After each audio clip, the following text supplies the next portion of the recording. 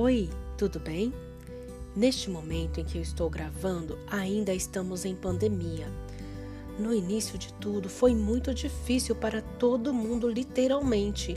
Não estávamos preparados e acredito que era algo impensável para a maioria.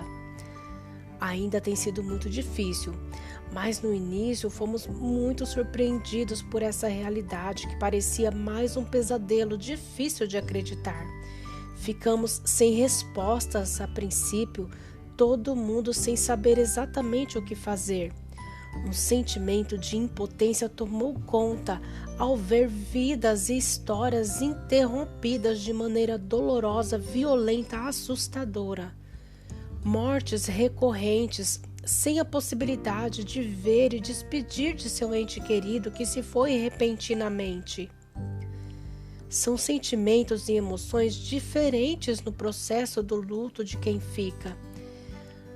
Todas as culturas têm seus ritos de passagem, o que é necessário para nos organizar internamente, principalmente no caso do luto, que é o momento de despedida que ocorre com o funeral. Normalmente, no Brasil, temos mais ou menos 24 horas de velório, que é o começo do enfrentamento do luto, tempo necessário conforme nosso costume para nos reunirmos com as outras pessoas que também estão enlutadas e compartilharmos juntos esse momento difícil.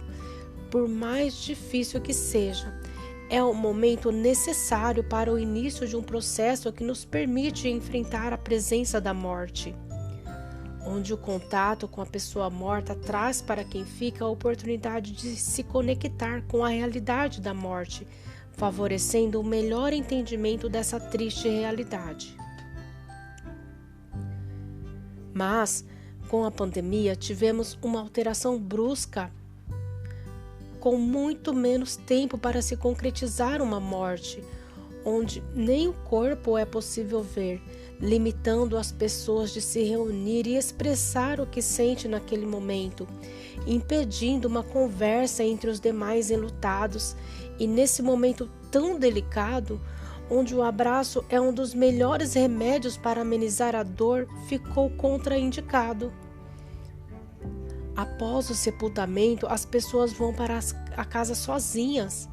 As demais pessoas temem o contato por medo de se infectar, e com o isolamento necessário nesse momento, os enlutados não têm com quem falar sobre quem morreu e o que se está sentindo com essa perda. E ficam solitários com essas dores e tristezas profundas que precisariam ser compartilhadas. Quando a gente fala em luto, falamos também do preço que se paga por amar. É por meio do luto que é expressado os sentimentos de que se tinha pela pessoa que faleceu. Nesse período de travessia, a pessoa que fica reflete que lugar ela tinha e agora não tem mais devido a essa perda. Reflete o que fazer sem essa pessoa que se foi, principalmente quando a vida da pessoa que fica estava organizada em torno dessa pessoa que se foi. É um período muito delicado. A pessoa enlutada às vezes não quer e nem consegue acreditar e entender o que realmente aconteceu. A princípio, parece que negar a realidade é o caminho mais suportável, mas se enganar ou tentar voltar ao passado e impedir a morte, infelizmente não vai mudar o presente momento. Isso gera um desgaste muito grande, favorecendo o estresse, talvez uma revolta, sentimentos confusos de raiva até, ao mesmo tempo ou em alguns momentos uma tristeza profunda e inevitável, a ponto de ter alterações na rotina, por exemplo, dificuldade para se alimentar, dormir, se cuidar, realizar as tarefas do cotidiano. O luto não é uma doença, mas requer cuidados, pois às vezes a pessoa que está de luto fica muito desorganizada em vários sentidos. Essa pessoa precisa de atenção e cuidados.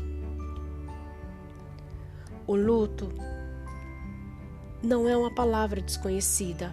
mas me parece que não é muito compreendido. Por exemplo, um atestado de óbito fornece mais ou menos 2 dias de afastamento de trabalho, como se em 2 dias uma pessoa que perde uma pessoa querida fosse se recuperar. O luto é um processo que requer tempo para a pessoa se adaptar devido à perda de um ente querido. É um momento necessário para se elaborar e entender essa perda significativa que teve. Nesse período de romper um vínculo importante, vai se regulando emocionalmente, por mais difícil que seja. Esse processo precisa ser experienciado. O luto precisa ser vivenciado quando ocorre uma perda, pois esse é um processo natural e saudável. Cada pessoa vai ter o seu tempo, que é um período individual, uma forma muito particular, a sua maneira de lidar com o seu luto. Se você perceber muita dificuldade para vivenciar esse processo, procure ajuda profissional.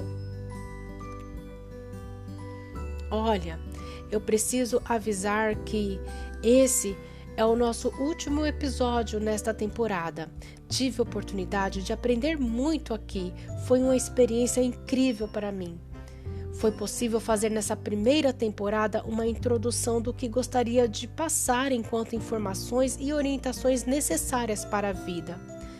Parabéns para você que tem me acompanhado desde o início, todas as informações e orientações que foram dadas aqui até hoje.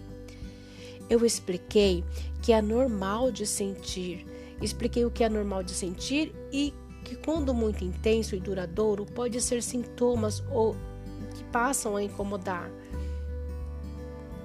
Expliquei bastante sobre isso, pois achei importante entender o que é normal de sentir, repetindo, e o que pode não ser. Iniciei falando sobre sentimentos, emoções, como perceber e como lidar. Falei sobre corpo, alma e espírito que compreendo ser partes de nós.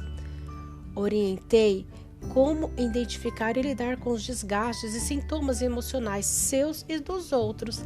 Enfatizei a importância de se perceber, aceitar e respeitar as próprias limitações e dificuldades que todo ser humano tem. E orientei de como lidar com as suas e com as dos outros. Expliquei como lidar com os pensamentos, como manter o equilíbrio em tudo na vida. Compreendemos o real significado da autoestima. Dei vários exemplos de situações do dia a dia que foi possível ver claramente o quanto a autoestima interfere em tudo e em todos.